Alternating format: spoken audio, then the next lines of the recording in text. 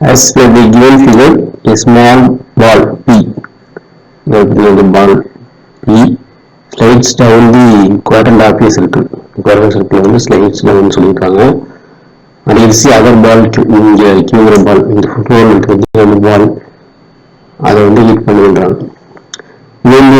It is a initial at rest. Initial இருக்கு. ஒரு initial வந்து 0.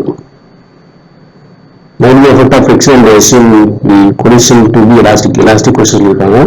Elastic ball Q after collision. அப்போ வெளியே வெளியிட்டிருக்காங்க.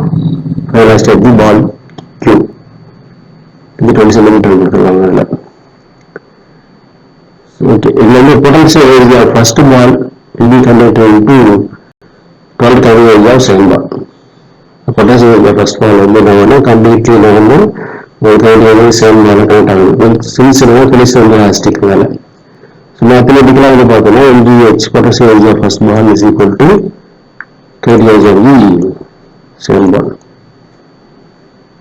அப்போ எம்ங்கிறது வந்து என்ன கொடுத்துருக்காங்க, அதுதான் கொடுக்கல. ஓகே, எம் தான் கொடுக்கல. எம் ரெண்டு பேரும் என்ன இருக்குது, கேன்சல் ஆகிடும். நம்ம ஜிஏ கேன்சல் பண்ணிக்கலாம். ஓகே, அப்போ என்ன இருக்கும் அப்படின்னா உங்களுக்கு GH ஈக்குவல் டு U²/2 வரும். G என்பது அசிமல் சொல்றாங்க ஈக்குவல் டு m/s². ஸோ 10. அதில் வந்து என்னன்னா உங்களுக்கு வந்து அங்கே 20 சென்டிமீட்டர் கொடுத்துருக்காங்க.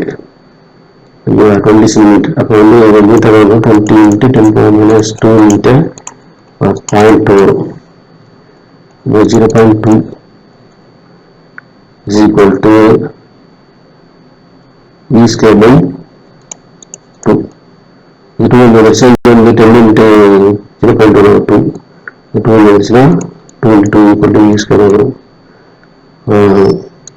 இது வந்து ரூட் எடுத்ததுன்னா equal to 2 m/s.